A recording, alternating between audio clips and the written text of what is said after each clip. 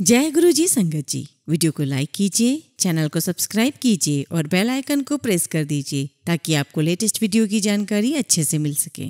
जय गुरु जी संगत जी। गुरु जी का अनंतम अनंतम शुक्राना। गुरु जी के श्री चरणों में कोटि कोटि प्रणाम और प्यारी प्यारी संगत को जय गुरु जी। संगत जी, भगवान को मंदिर से ज्यादा मनुष्य का हृदय पसंद है, क्योंकि मंदिर में इंसान की चलती है और हृदय में भगवान की। जी हाँ संगत जी, ठीक इसी तरह गुरु जी को मन मंदिर में बसाओ। गुरु जी से मन के शिवालय में मुलाकात करो, अर्थात आपका रोम रोम गुरु जी का हो जाना चाहिए। हर बात में सिर्फ गुरु जी का ही जिक्र होना चाहिए, तभी आप ईश्वर तुल्य गुरु जी से मिल पाएंगे।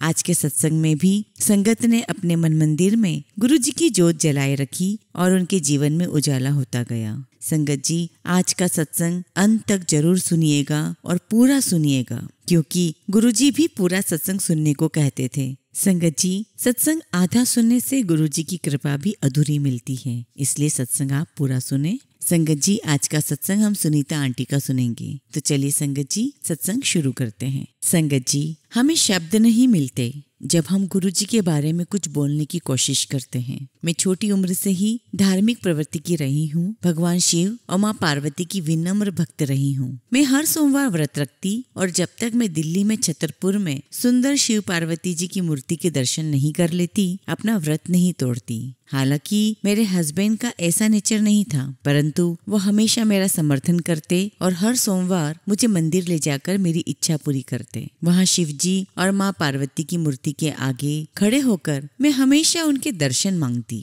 यह मेरा पूरी तरह से मानना था कि मैंने और मेरे जो प्रिय लोग हैं, उन्होंने हर जन्म में रूप बदले थे और बस एक ही संबंध था जो सच्चा था। शिव जी मेरे पिता थे और हमेशा रहेंगे, और माँ पार्वती जी मेरी माँ हैं।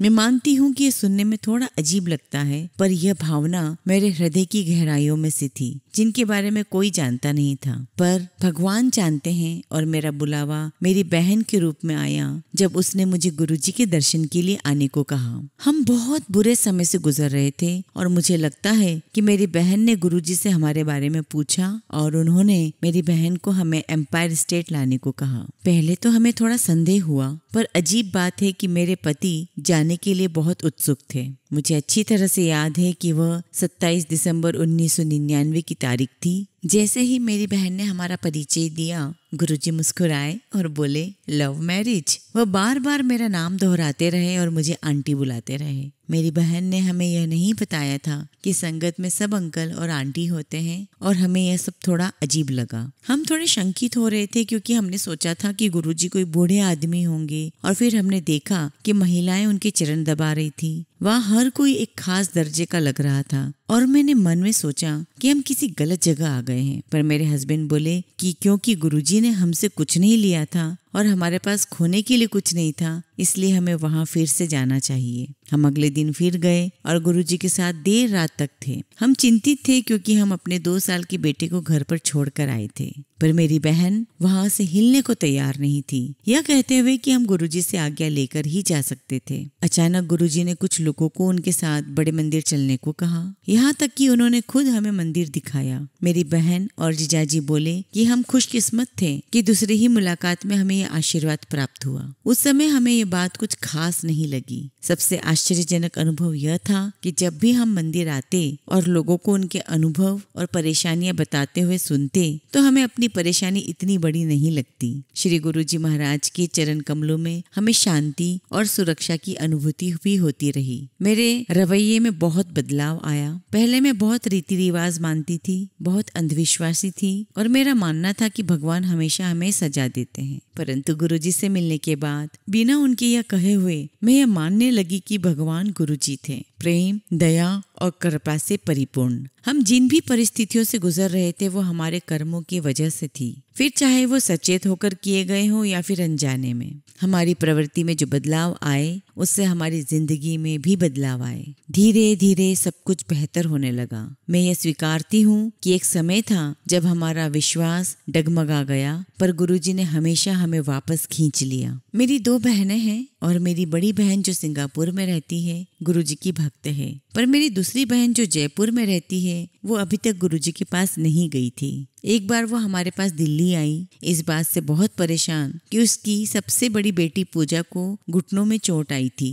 उसके एक्सरे में कुछ गड़बड़ लग रही थी जो किसी उत्पत्ति की ओर इशारा कर रही थी। डॉक्टर्स को लग रहा था कि कैंसर हो सकता था, इसलिए इसकी पूरी तरह से जांच होना जरूरी थी। मेरी बहन का दिल्ली आने के पीछे यही कारण था। हमने तुरंत उसे गुरुजी के पास चलने के लिए कहा। वो मान गई, पर उसने हमें गुरुजी को कुछ भी बताने से मना किया क्योंकि वो नहीं चाहती थी कि पूजा को इस बात का पता चले। अवश्य वो गुरुजी को परखना भी चाहती थी कि उनको इस बात का पता चलता है या नहीं। मंदिर जाने से पहले मेरे हस्बैंड, जो पूजा को अपनी बेटी मानते थे, ने गुरुजी के स्वरूप के आगे जोत जलाई और उन्हें पूजा को ठीक करने के लिए कहा। शाम को जब हम गुरुजी के मंदिर गए और मैं पूजा का नाम लेने ही वाली थी, गुरुजी बोले, इसका कल्याण हो चुका है। फिर मेरी बहन की ओर देखकर गुरुजी बोले, तू तो लेट्स ट्राई करने आई थी ना, तू तो मुझे परखने आई थी। इस तरह गुरुजी ने हमें ये प्रकट कर दिया कि उन्होंने पूजा के लिए मेरे पति की प्रार्थना पहले ही सुन ली थी और वह जानते थे कि शुरू में मेरी बहन की भावना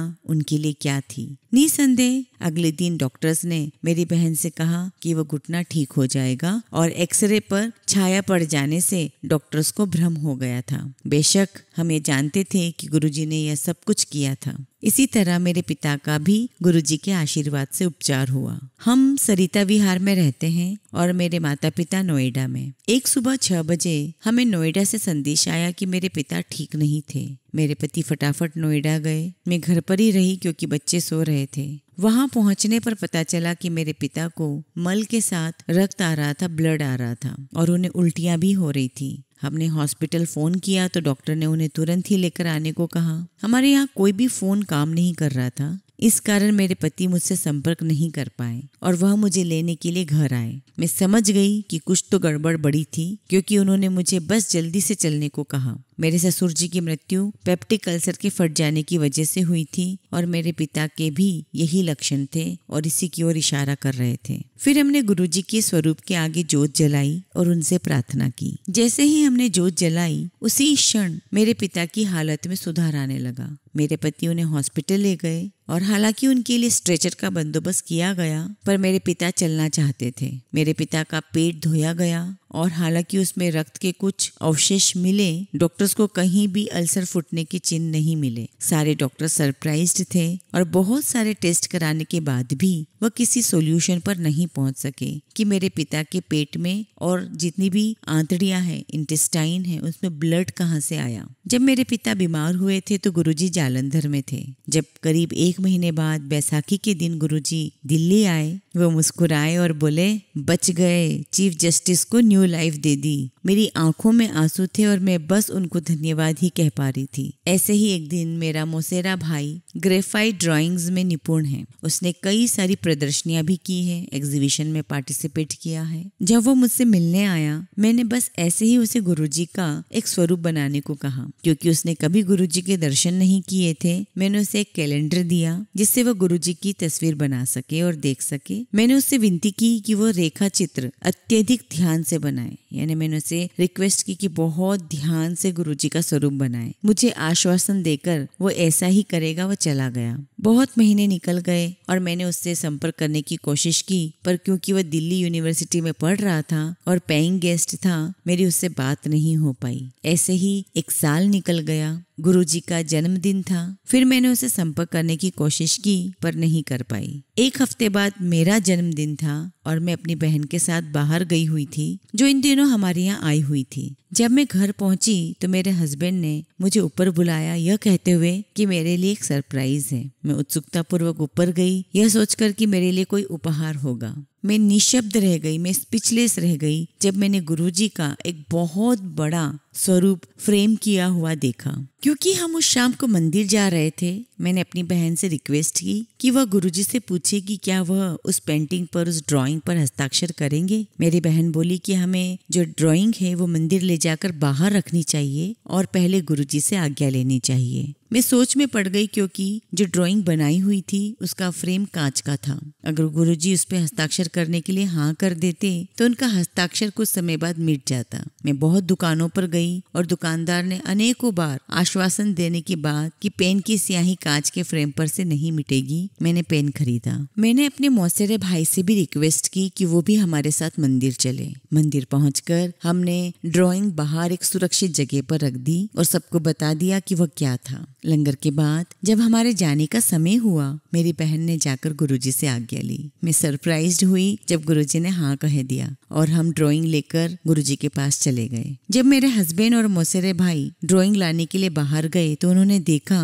कि उसका कांच ऐसे टूट गया था कि ड्राइंग से पूरा कांच ही उतर गया था और वो भी बिना कोई निशान छोड़े। गुरुजी ने बहुत प्यार से उस पर अपने हस्ताक्षर किए और अपना आशीर्वाद भी लिखा। सच में यह जन्मदिन का सबसे बड़ा उपहार था जो मुझे मिला था या कभी मिल सकता था। गुरुजी ने मेरी यह इच्छा भी पूरी की कि उनके हस्ताक्षर ड्राइंग पर हो, ना कि कांच पर। इस अभिमंत्रित फ्रेम पर आज एक बड़ा सा ओम है। जब मैंने गुरुजी को यह बताया, वह बस मुस्कुराए और बोले, देख ले, हाल ही में उस पर त्रिशूल का आकार भी बन गया है। गुरुजी की कृपा पाकर हम बहुत विनम्र महसूस करते हैं। एक बार संगत के दिन हम ऊपर बैठे हुए थे और हमारे एक रिश्तेदार ने हमें बताया कि कैसे गुरुजी की जूतियों से, जिनसे हमेशा उनकी सुगंध आती है, उस पर कृपा हुई थी। भारत में गुरु की जूतियों का भी उतना ही मान होता है जितना कि माया का विनाश करने वाले उनके चरण कमलों और दिव्य स्वरूप का।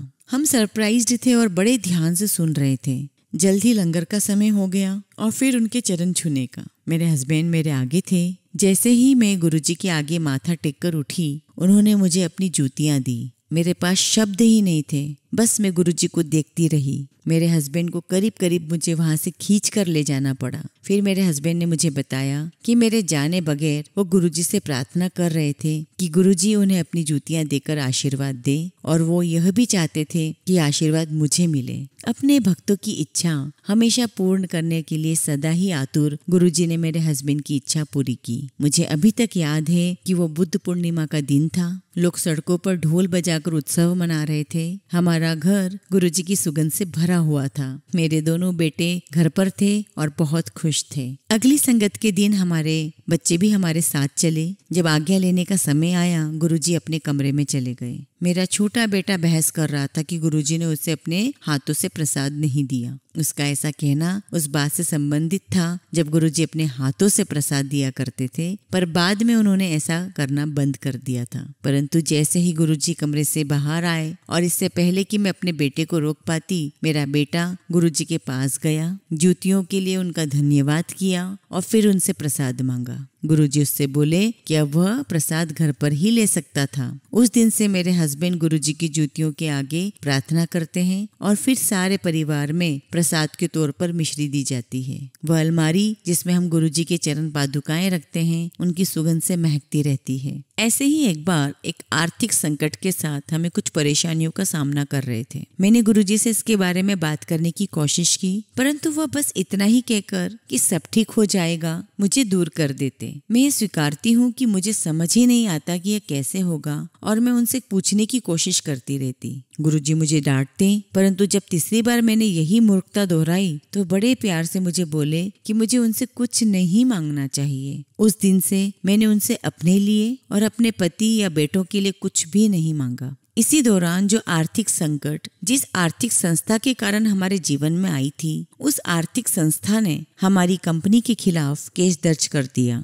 मैं परेशान हो गई, पर मेरे पति नहीं। वो मुझे कहते हैं कि यह हमारा कर्तव्य है कि हम अपनी पूरी कोशिश करें और अच्छी नीयत से करें, बाकी सब गुरुजी पर छोड़ दें। ये कहना आसान था लेकिन करना बहुत मुश्किल, क्योंकि हमारा वकील जो मेरे हस्बैंड का दोस्त था ने हमें कहा था कि स्थिति बहुत गंभीर है। उस संस्था ने हम पर ब्याज की बहुत बड़ी रकम ठोक दी थी। इस समय यह समस्या भले ही इतनी गंभीर न लग रही हो, पर उस समय बहुत ज्यादा गंभीर थी। मेरे हस्बैंड वकील को कहते रहते कि कुछ गलत नहीं होगा और कुछ न कुछ ऐसा हो जाएगा कि हमें अदालत से राहत मिलेगी। हमारा वकील हमारी ऐसी बातों से सरप्राइज्ड था। एक बार जब ऐसा लग रहा था कि हम हार जाएंगे, जज को कुछ ओरिजिनल कागजात नहीं मिल रहे थे और उन्होंने विरोधी पक्ष के वकील को डांट लगाई। वो कागजात फाइल में ही थे और मेरे हस्बैंड और मेरे वकील को पन्ने पलटते समय वो नजर आ रहे थे, पर जज और विरोधी वकील को नहीं। बहुत बार फाइल के पन्ने पलटकर देखा गया, पर उन्हें वो कागजात मिले ही नहीं। हमारी वकील की आंखों के सामने ये चमत्कार हो रहा था।